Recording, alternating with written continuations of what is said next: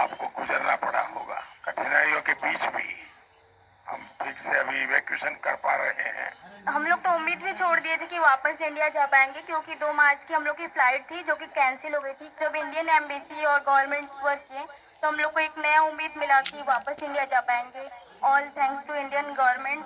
I don't think कि without Indian government help हम India वापस सेफली आ पाते। हमारी इंडियन गवर्नमेंट ने बहुत अच्छी सुविधाएं दी। हमारे लिए फ्लाइट अवेलेबल थे, हमें एयरपोर्ट जाने का एकदम आराम से सुविधाएं मिली, खाने पीने कोई दिक्कत नहीं हुआ।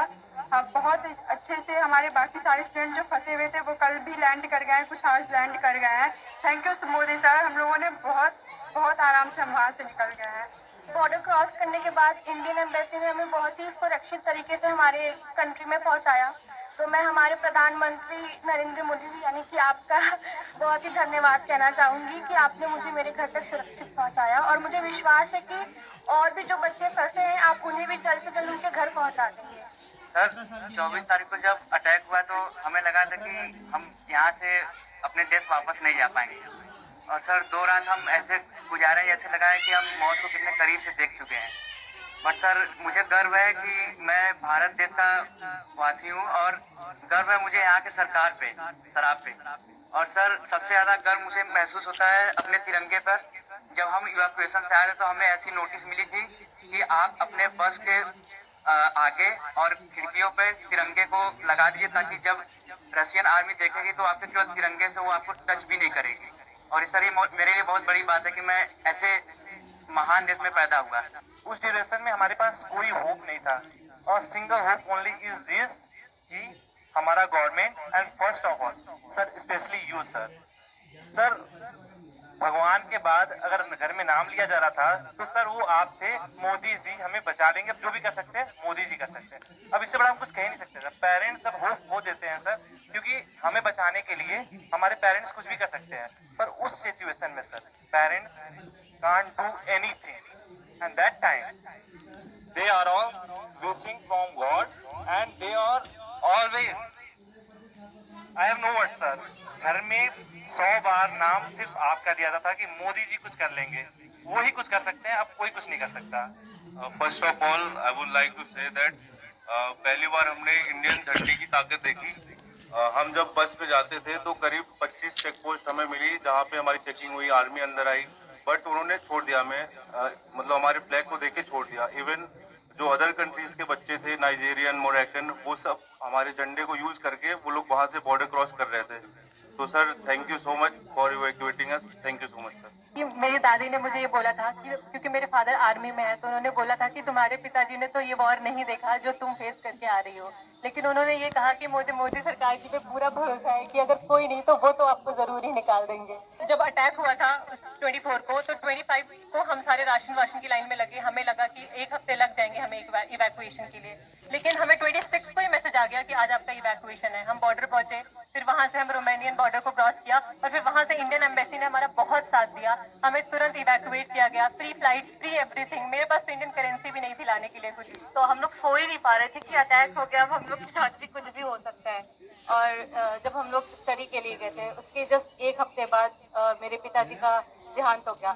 तो उसके बाद मेरी मम्मी इतना ज्यादा पैनिक होती थी हमेशा कि तुम कब आओगी, कैसे आओगी, अब मैं कुछ कर भी पाऊंगी कि नहीं कर पाऊंगी। तो उनके पैनिक होने से मैं भी पैनिक हो जाती थी। तो जैसे ही उनको पता चला कि सरकार ने इतना इंतजाम किया है आ जाऊंगी, जैसे ही उन्होंने मुझे देखा, आपको इतनी दुआएं दी हैं कि आप हमेशा खुश रहे, आप हमेशा जिए। उसके बाद हम लोग को जरा सी भी दिक्कत कहीं भी महसूस नहीं हुई। हमारा इंडिया इतना अच्छा है कि हमारे फ्लैग के जरिए दूसरे नेशंस के लोग निकल रहे हैं। तो thank you so much sir, thank you so much. हमारा देश मजबूत हो, इन सारी समस्याओं का समाधान उसी में है। उसी प्रकार से मैं तो अभी भी मानता हूं कि अगर देश में पहले से मेडिकल एजुकेशन की नीतियां सही होती तो आप लोगों को बाहर नहीं जाना पड़ता।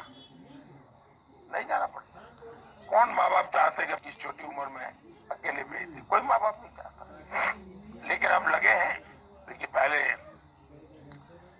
300-400 के बीच में हमारे यहाँ मेडिकल कॉलेज थी, अब हम करीब 700 तक पहुंच गए हैं।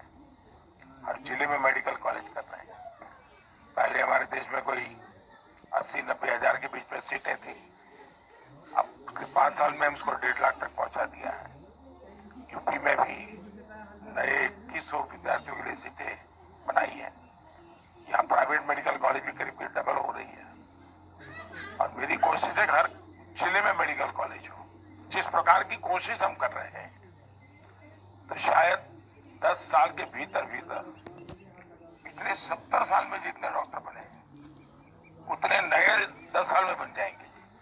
इतना बड़ा काम हो जाएगा तो फिर बच्चों को बाहर भी नहीं जाना पड़ेगा, मजबूरियां खत्म हो जाएगी, परिवार को भी टेंशन नहीं होगा। तो मेरी ये कोशिश है, लेकिन लगता है सबको ये बताइए कि भाई देश के लिए तो कुछ न कुछ करते रहना चाहिए। समाज का कर्ज कभी भूलना नहीं चाहिए। तो इस संकट के समय स्वाभाविक है, क्योंकि अगर कोई बच्चा गुस्सा भी करता है तो मैं मानता हूँ ये स्वाभाविक है भाई, इतनी मुसीबत से आया है और इतनी ठंड में इतना चलना, तो ये बहुत स्वाभाविक है। अगर किसी बच्चे को, उसके माँ बाप को भी अगर गुस्सा है, इवन मेरे लिए, तो भी मेरा मत है कि उसका एक गुस्सा जायज है। जायज है, जब समझेगा, मन शांत होगा तो फिर प्यार भी करेगा। चलिए, बहुत बहुत धन्यवाद। आपके परिवार को भी मेरी बहुत शुभकामनाएं भैया।